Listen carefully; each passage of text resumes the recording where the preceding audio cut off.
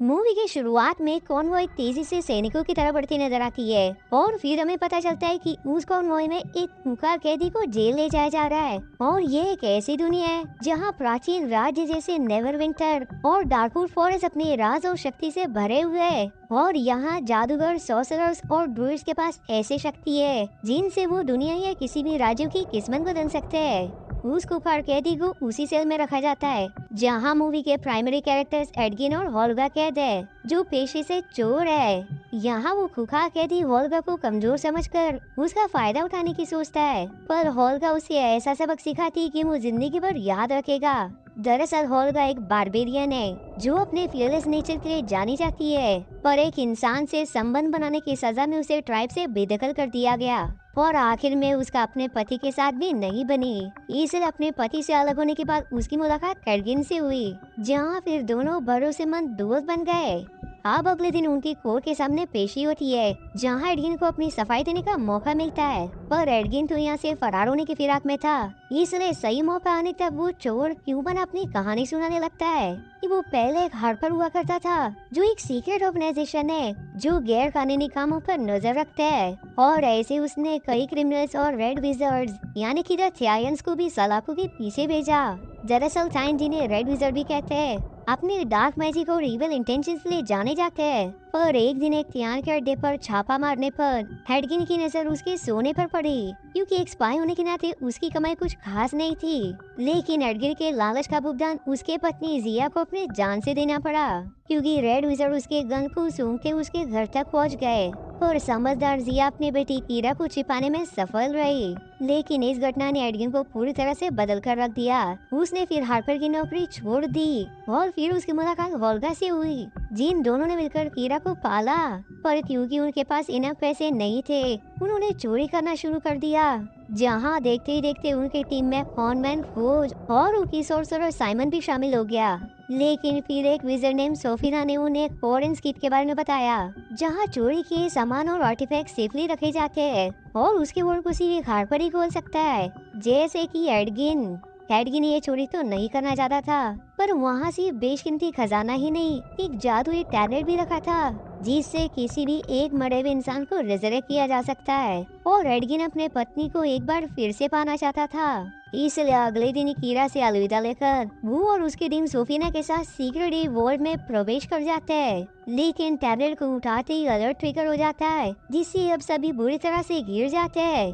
और सोफिना अपने पावरफुल जादू से एसगे के समय को धीमा कर देती है, जिसमें सिक्योरिटी गार्ड्स कैद हो जाते हैं। लेकिन इसमें होल्गा और एडगिन भी फंस जाते हैं, पर फंसने से पहले एडगिन टैबलेट फौज को सौंप कर कीरा का ख्याल रखने का फौज को वचन दे जाता है, जिसके बाद सोफिना, फौज और साइमन वहाँ से भाग निकलते हैं। लेकिन एडगिन और होल्गा पकड़े जाते हैं, जिस घटना को अब 2 साल बीत चुके हैं। आप सीन एडगिन की तरफ लौटते हुए काउंसिल इससे पहले कि अपना सजा सुनाते, उसके पहले ही दोनों बर्ड लाइक ह्यूमर के सारे खिड़की से कूदकर भाग निकलते हैं। पर जब वो अपने घर लौटते तब उन्हें चौंका देने वाली खबर मिलती है कि फौज अब नेवरविंटर का राजा बन गया है और कीरा भी उसके साथ ही है। दोनों तुरंत लंबा सफर तय करके नेवरविंटर पहुंचते हैं और एडगिन अपने बेटी से इतने लंबे समय बाद मिलता है। पर यहाँ कीरा अपने पिता से नाराज थी, क्योंकि उसके दिमाग में फौज ने झूठ भर दिया था कि उसके पिता पैसों के लालच में उससे दूर चले गए। बाद में ये भी रिवील होता है कि एडगिन और होल्गा का पकड़ा जाना कॉनमैन फौज का ही प्लान है, जो वो सब सोफिना के इशारे पर कर रहा है ताकि उसके मदद से वो राजा बन सके, जो अब वो बन भी चुका है। वहीं चाहे फौज एक कॉनमैन है, वो भी कीरा को अपनी बेटी की तरह मानता है और उसे अपने से दूर होने नहीं देना चाहता। एडगिन यहाँ कीरा को बहुत समझाता है, पर वो भरोसा नहीं करती और उठकर वहाँ से चली जाती है। और जब मौके का फायदा उठाकर दोनों को कैद करके निर्दय सैनिकों से उनका सर धड़ से अलग करने का सजा सुनाता है, पर होल्गा जवाब में सैनिकों की अच्छी पिटाई करती है, जिसके बाद दोनों भी वहाँ से भाग निकलते हैं। लेकिन यहाँ फौज एक बार फिर कीरा के दिमाग में झूठ भर देता है कि वो सिर्फ टैबलेट लेने आए थे, जो वो लेकर चले भी गए। वहीं यहाँ ये दोनों कंफ्यूज, वो अकेले शक्तिशाली सॉर्सरर सोफिना से नहीं लड़ सकते थे और कीरा का भी विश्वास जीतने के लिए उन्हें पहले टैबलेट को हासिल करना पड़ेगा, इसलिए उन्हें टीम की जरूरत पड़ेगी। इसीलिए सबसे पहले वो साइमन को ट्रैक डाउन करते हैं, जो आज भी जादू में नूब था। उससे मिलने के बाद उन्हें पता चलता है कि टैबलेट को एक वार्ड में रखा गया है जो अनजान मंत्र से सील्ड है, और टैबलेट उनके हाथ लगते ही सोफी ने उसे मारने की कोशिश की, पर वो कैसे तो बचकर भाग निकला। वहीं सोफिना ने अपने काले मैजिक से लॉर्ड नेवरम्बर को बुरी तरह बीमार कर दिया, जिसके बाद उसने फोर्ड को राजा बनवा दिया। वहीं वो खुद यानी कि साइमन सोफिना के जादू के सामने नहीं टिक सकता, इसलिए वॉर तक पहुंचने के लिए उन्हें एक druid also called the wild shape की जरूरत होगी, जिनके पास शेप शिफ्टिंग स्किल के अलावा अलग अलग तरह की जादुई शक्ति भी है। और भाग्य से साइमन एक ऐसे ड्रूइड नेम डोरिक को जानता है। सीन अब सीधे आधे तवा जंगल की तरफ मुड़ जाती है, जहाँ फौज के सैनिक एक शहरी को सजा देने वाले थे। दरअसल सोफिना ने फॉरेस्ट को तबाह करने का आदेश दिया है, जो ड्रूड्स का घर है। दरअसल एमरल्ड एनक्लेव, जो ड्रूड्स और दूसरे नीचे बेस लोगों का एक नेटवर्क है, वो प्राकृतिक संतुलन को बनाए रखने के लिए जीते हैं। और जब फौज रहस्यमय तरीके से नया राजा बना, तो उनके लोगों ने इस पर सवाल करने लगे। इसलिए सोफिना ने पूरे जंगल को तबाह और सारे ड्रूड्स को खत्म करने का आदेश दे दिया। वहीं अब वो सैनिक उस महिला को मारने ही वाले थे, लेकिन तभी डोरिक घोड़े के बेस में एक आउलबेयर का रूप धारण करके उन पर टूट पड़ती है, जो उस महिला को रेस्क्यू करने के बाद वहां से बाहर निकलती है। इसके बाद एडगिन उसके साथ ही डोरिक को अपनी टीम में शामिल होने का प्रस्ताव देते हैं, जिसके लिए वो तुरंत मान जाती है, क्योंकि वो खुद फौज और सोफिना से बदला लेना चाहती थी। प्लान के मुताबिक डोरिक कैसल में एक मधुमक्खी के रूप में घुसकर उस वॉर्ड के कमजोरी का पता लगाने की कोशिश करती है, जहां उसे पता चलता है कि वॉर्ड एक शक्तिशाली द आर्किन सील ऑफ मॉडर्न खाने मंत्र से प्रोटेक्टेड है, जिसे कोई भी इंसान या जादू तोड़ नहीं सकता। पर दुर्भाग्य से सोफिना को डोरिक की महक लग जाती है, इसलिए वो खुद को कई रूप में बदलते हुए वहाँ से भागने लगती है, जिसके पीछे कई सैनिक भी लग जाते हैं, लेकिन आखिर में वो उनसे बच निकलती है। पर ऐसे सोफिना को भनक लग जाती है कि इसके पीछे जरूर एडगिनोस के टीम का हाथ है, इसलिए वो थायन असैसिन के पीछे लगा देती है। वहीं यहाँ उन्हें पता चल गया था कि सोर्सरर के बेस में सोफिना एक रेड विजर्ड है, जिससे आप समझ आता है कि आखिर वो सोफिना के लिए क्यों काम कर रहा है। दरअसल कई साल पहले थायंस का लीडर और पावर का भूखा जेस्टेम ने एक शक्तिशाली इंजन आर्टिफियर की मदद से अपने थायन फॉलोअर्स को आर्मी ऑफ द अनडेड में बदल दिया, जो उसके इशारों पर चले। पर ये मंत्र सिर्फ थाई इलाके तक सीमित था, और सोफिना उसी के इशारे पर नेवरविंटर के लोगों को भी आर्मी ऑफ द अनडेड में बदलना चाहती है, ताकि रेड विजर्ड्स उनकी मदद से पूरी दुनिया पर राज कर सके। इसलिए सोफिना अपने असली रेड विजर्ड के रूप में किसी के सामने नहीं आती, क्योंकि सबको थायंस के बुरे इरादों के बारे में पता है। पर ये बात फौज जानता है, लेकिन उसे सिर्फ पैसों से मतलब है, क्योंकि सोफिना ने उससे खजाने के बदले खेल का सौदा किया है, जिस मनोरंजन खेल में एज ऑडियंस नेवरविंटर के लोग मौजूद होंगे, और इस खेल में सट्टा लगाने के लिए कई चोर भी शामिल होंगे, जो अपना चोरी किया हुआ खजाना उसके वर्ड में सुरक्षित रखने वाले हैं। और इसी मौके का फायदा उठाकर सोफिना भी सभी को आर्मी ऑफ द अनडेड में बदल देगी, और ये खेल अगले 2 दिन बाद होने वाली है। यहाँ ये सभी परेशान कि आखिर वो उस अनब्रेकेबल सील को कैसे तोड़ेंगे। तब साइमन को याद आता है कि seal the helm of disjunction helmet से ही उस मंत्र को डिसेबल किया जा सकता है, लेकिन उसे आखिरी बार कई 100 साल पहले द कल्ट ऑफ ड्रैगन युद्ध में देखा गया था। पर भाग्य से वो युद्ध वोल्गा के एंसेस्टर्स ने लड़ी थी, और साइमन अपनी जादू की मदद से उस युद्ध में मरे हुए लोगों से बातें करके पता लगा सकता है कि वो हेलमेट अब कहाँ है। इसलिए सभी बिना समय गवाए उनके कब्रिस्तान पहुँचते हैं, और एक एक करके कई मरे हुए वॉरियर्स को जिंदा करके उनसे हेलमेट के बारे में सवाल करते हैं, जो जानकारी उन्हें आखिर में मिल ही जाती है कि आखिरी बार हेलमेट को ज़ेन के पास देखा गया था, जिसने उसे सुरक्षित रखने की जिम्मेदारी ली थी। दरअसल ज़ेन उन फयान में से था जो उस अपवित्र तख्ता पलट के बेट चढ़ने से बचा था। तब से वो ध्यान छोड़कर गरीबों की मदद करते आ रहा है, और वो एडगिन की भी मदद करने के लिए मान जाता है, जिसने हेलमेट को दुश्मनों से बचाने के लिए अंडरवर्ल्ड अंडरडार्क में छिपा रखा है, जहाँ वही जाते जिन्हें अपने जीवन की परवाह नहीं होती। पर उनके पास कोई चारा भी नहीं था, इसलिए सभी उस एंशिएंट रूइंस में उतरकर धीरे धीरे आगे बढ़ते हैं, जहाँ कई जादुई और अजीबोगरीब क्रीचर्स रहते हैं, जिनसे बचते हुए आखिर में एक ब्रिज तक पहुँच जाते हैं, जो एक एंशिएंट टाइप से बग था।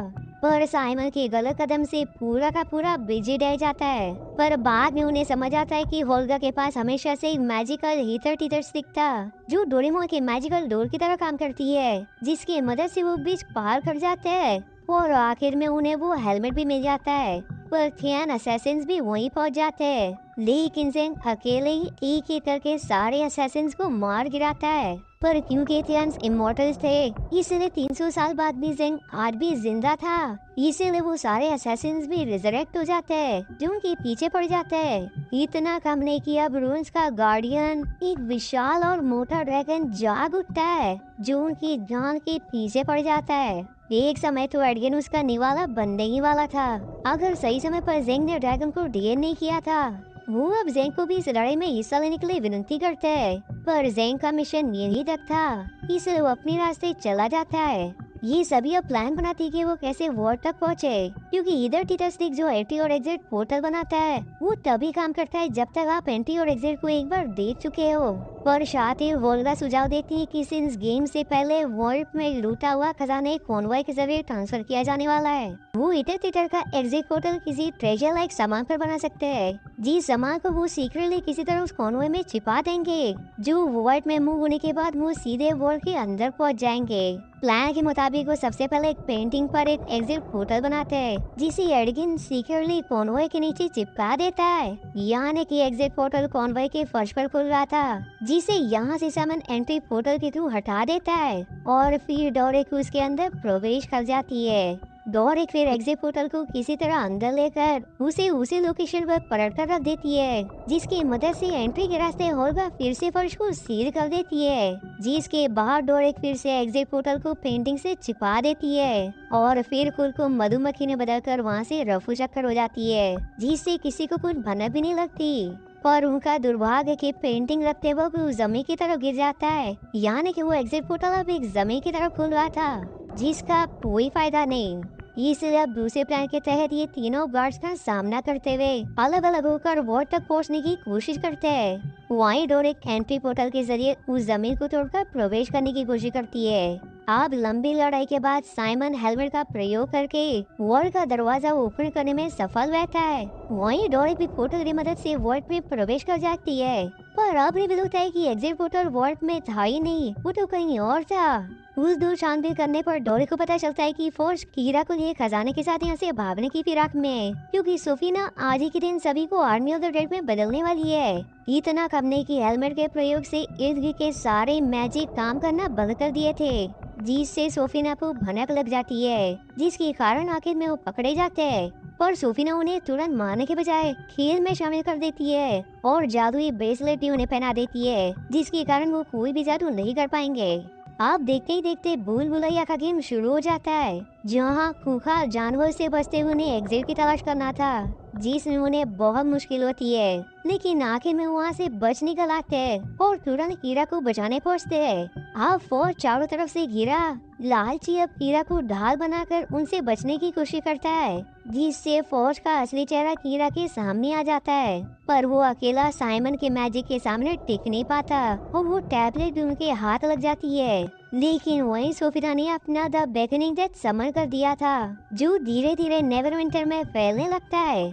एडगिन और उसकी टीम ऐसा नहीं होने दे सकती थी, इसलिए चतुर एडगिन सबसे पहले उन पोर्टल्स की मदद से उसका एंट्री पोर्टल फौज के खजाने की तरफ वह एग्जिट पोर्टल वॉर टेबल उन पर लगा देता है, जिससे फौज का सारा खजाना नेवरविंटर में गिरने लगता है, जिसके लालच में लोग स्टेडियम छोड़कर खजाना बटोरने में लग जाते हैं, जिससे सोफीना का प्लान चौपट हो जाता है। अब सोफीना पूरी तरह से बौखला जाती है, जिसके बाद उसकी एडगिन और उसके टीम के बीच लंबी लड़ाई छिड़ जाती है, जो देखने लायक होती है। अकेली सोफीना उन सभी पर भारी पड़ रही थी, पर आखिर में एक बार फिर एडगिन अपने चतुराई से वही ब्रेसलेट उसी को पहना देता है, जिससे सोफीना कोई भी जादू नहीं कर पाती। जिसके बाद डोरेक आउलबेयर के रूप में उसे पीट कर उसका काम तमाम कर देती है। पर इस लड़ाई में सोफीना का डैगर वोल्गा को लग गया था, जिसके कारण आखिर में उसका दम निकल जाता है, जिससे टीम को बहुत दुख होता है, खास करके कीरा को, क्योंकि वोल्गा उसके लिए एक माँ से कम नहीं थी। हाँ, एडगिन जो कीरा के लिए जिया को रेजरेक्ट करना चाहता था, वो अपने प्यार का बलिदान देकर टैबलेट की मदद से वोल्गा को जिंदा करता है, जिसे जिंदा देख सभी की खुशी का ठिकाना नहीं रहता। अब मूवी के आखिर में साइमन अपने मैजिक पावर्स की मदद से ओरिजिनल लॉर्ड नोवेम्बर को ठीक कर देता है, जो जागती एडगिन उसकी टीम को राज्य को बचाने के लिए सम्मानित करते हैं, जो सुफीना के लिए जंगल को नष्ट करने का आदेश भी वापस ले लेते हैं। और फोर्स जो अब भी जिंदा था, हम उसे उसी जेल में ठीक वैसे ही सफाई देते हुए देखते हैं जैसा हमने शुरुआत में एडगिन को देते देखा था, जो खुद भी एडगिन की तरह भागने की कोशिश करता है। पर इस बार काउंसिल ने उस जगह दीवार खड़ा कर दिया था, जिससे उसके भागने का प्रयास फेल हो जाता है, यानी कि अब वो कई साल तक जेल में सड़ेगा। जिसके साथ ये मूवी यहीं समाप्त हो जाती है। पर जिस तरह से ये मूवी एंड हुई है, इससे जरूर साबित होता है कि इसका अगला पार्ट जरूर बनेगा, क्योंकि रेड विज़र्ड का लीडर द जेस्टम अब भी जिंदा है, जो आज नहीं तो कल उनसे बदला जरूर लेगा।